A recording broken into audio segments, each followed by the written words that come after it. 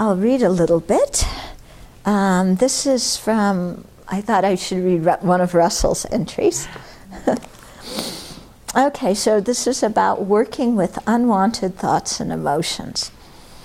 So he says, a major obstacle to self-compassion is the tendency to blame ourselves for our own thoughts and emotions.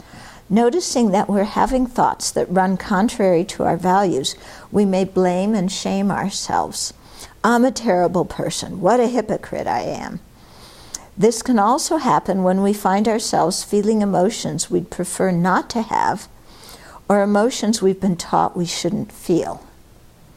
We notice jealous thoughts and criticize ourselves. I'm so selfish and greedy. We observe fear and anger and quickly label ourselves. I'm so weak. I'm out of control. We may think this self-condemnation helps us, that somehow if we attack ourselves for thinking and feeling things that we don't like, we'll change and become the person that we want to be. We may be afraid that if we aren't hard on ourselves, these undesirable thoughts and emotions will wreak havoc in our minds, causing us to lose control or giving ourselves permission to misbehave. However, the problem with attacking and shaming ourselves is that it fuels our sense of being threatened and keeps us stuck in feeling angry, anxious, and defensive. This mental state isn't a fertile ground for cultivating compassion or other positive qualities. Shaming ourselves reinforces tendencies in our minds that we are ultimately trying to change, such as being judgmental of others. Finding the best way to work with difficult or unwanted thoughts and emotions requires skill. We need to stop blaming ourselves for thoughts and emotions that arise in us as a result of our previous conditioning and experiences, and at the same time step up to take responsibility for working with those unhelpful thoughts and emotions and for cultivating more helpful ones. Refraining from blaming and attacking ourselves doesn't mean we're being self-indulgent or irresponsible. We accept that these troublesome thoughts and emotions exist in our minds and know that it's our job to resolve them. At the same time, aspiring to cultivate our minds in ways that fit with our values doesn't mean attacking ourselves when we fall short of our goals. Rather than continually fueling our own threat responses by criticizing ourselves, we want to stimulate our drive and safeness responses, creating a sense and space of safety from which we can work with scary or challenging thoughts, feelings, and situations, and inspiring ourselves to act in more compassionate ways. Consider a recent example from one of Russell's prison therapy groups. Jeremy, who had a history of physical and verbal aggression, had been working to reduce his angry behavior and to cultivate more kind, understanding ways of relating to others.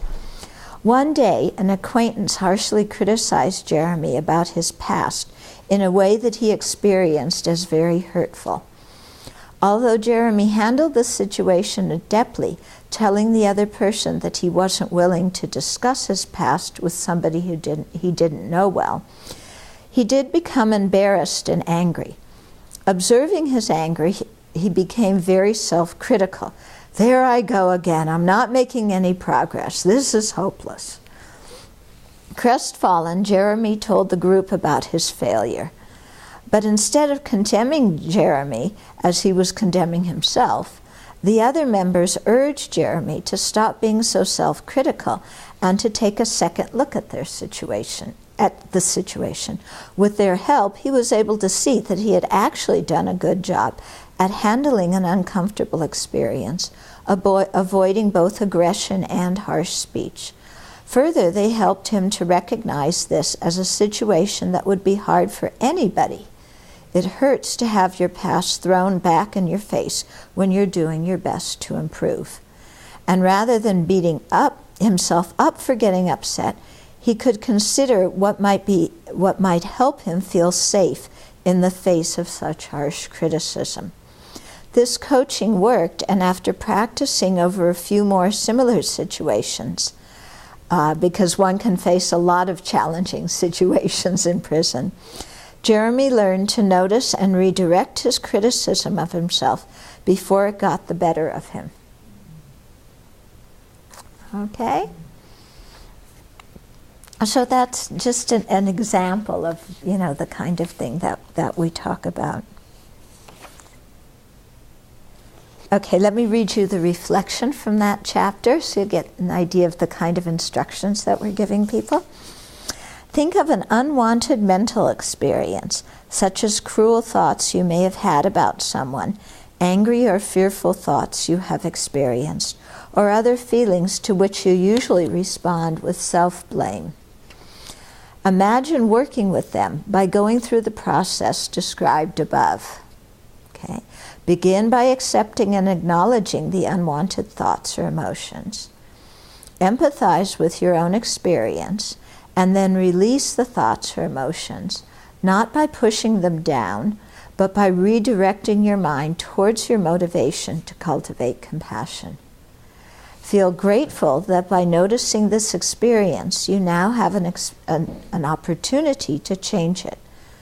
Generate a compassionate thought or image in your mind, wishing the other person and yourself well, envisioning them and yourself having peace, happiness, and all the conditions enabling you to be at your best.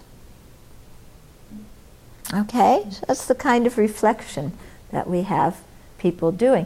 So these are, very good to practice, not just when you're reading the book, but as part of your daily practice if you're really stuck in a certain area.